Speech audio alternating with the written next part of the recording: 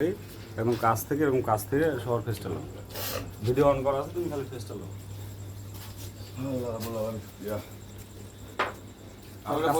এইরকম এইভাবে দাও। হ্যাঁ ভাই,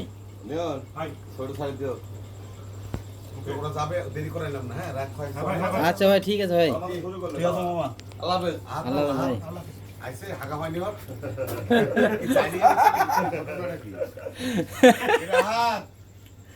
উত্তর লেউটি দিকে এটা কামড় ধরেছে।